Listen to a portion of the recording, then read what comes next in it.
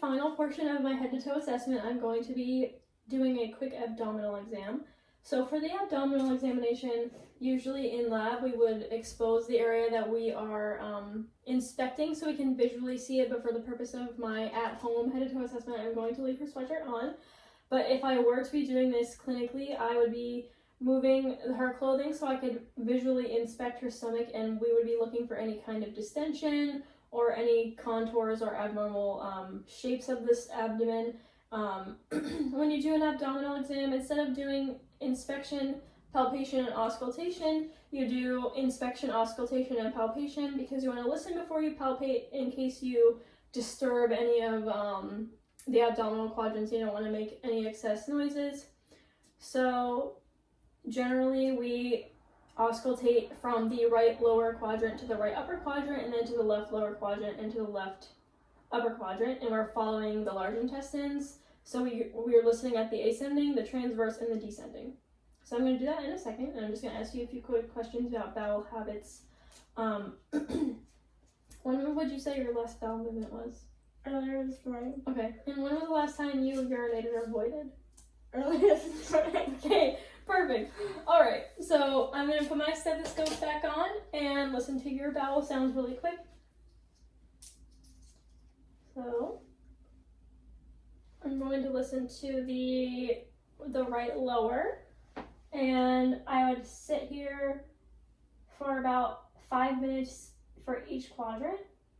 I hear a noise, so I'm going to move to the right upper quadrant, and I hear her bowel sounds. So I'm going to go over to the left upper quadrant, and then go down to the descending in the left lower quadrant.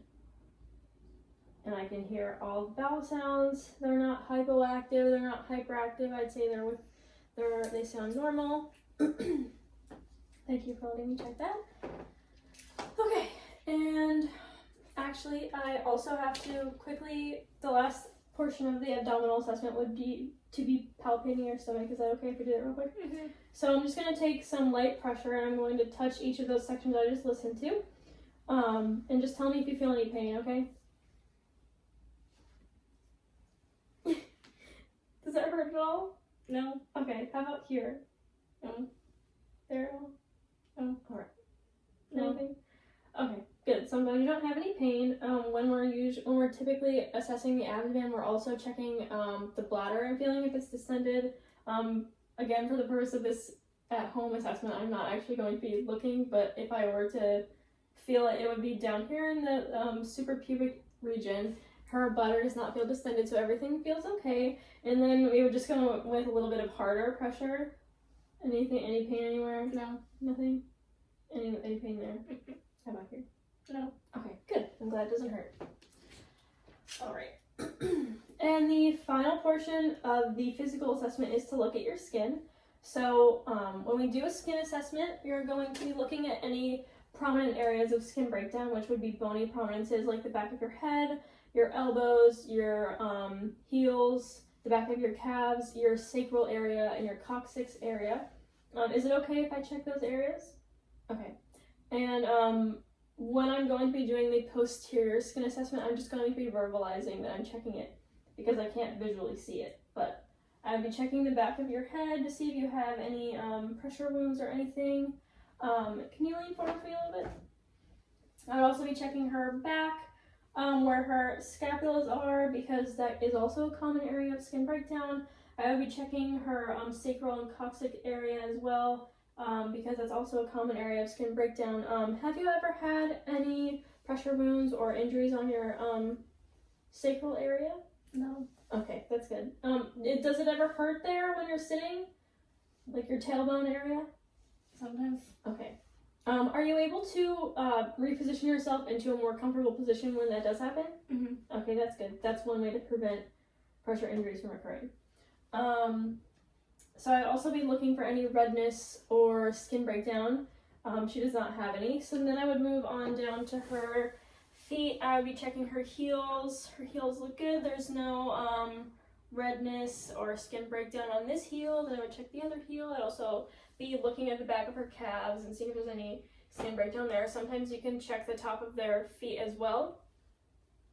And if I didn't already mention it before, I would also be looking for any redness or swelling, like edema, in the lower extremities. Okay. And last pulse, the one pulse that I did not do earlier, is the femoral pulse.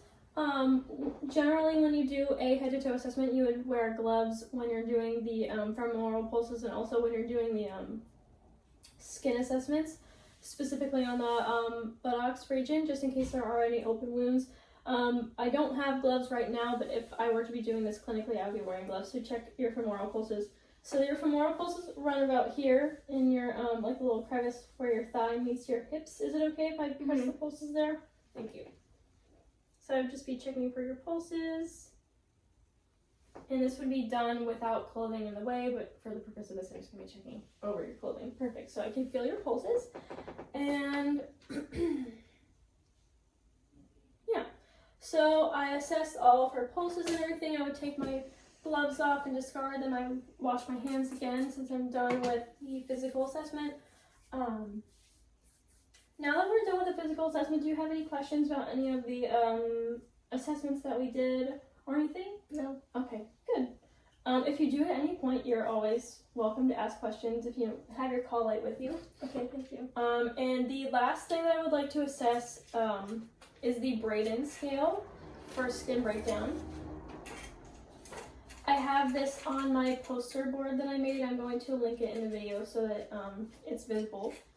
But for the Braden scale, when we're looking at risk factors for that, there's a few categories. There's sensory perception, there's moisture, there's activity, mobility, nutrition, and friction and shear. So for sensory perception, do you have any trouble sensing things? Like, are you able to feel when you're being touched? Okay, that's good. So I would say that she has no impairment for sensory perception. And for moisture-wise, your skin is usually dry and your linen's only really to be changed as needed on regular intervals, so that would make you a low risk for moisture. For activity level, I would say that you walk occasionally. And for mobility, I would say you are slightly limited due to the fact that you use a wheelchair, but you are able to reposition yourself independently if you are in any pain, as we discussed earlier.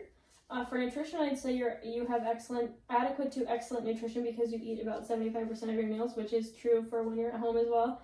And for friction and shear, I would say you have no apparent problems with being able to move around in bed, and it's not like your sheets are going to be rubbing on your skin and causing any skin breakdown. So on the Braden scale, I would say you have a very low risk of skin breakdown.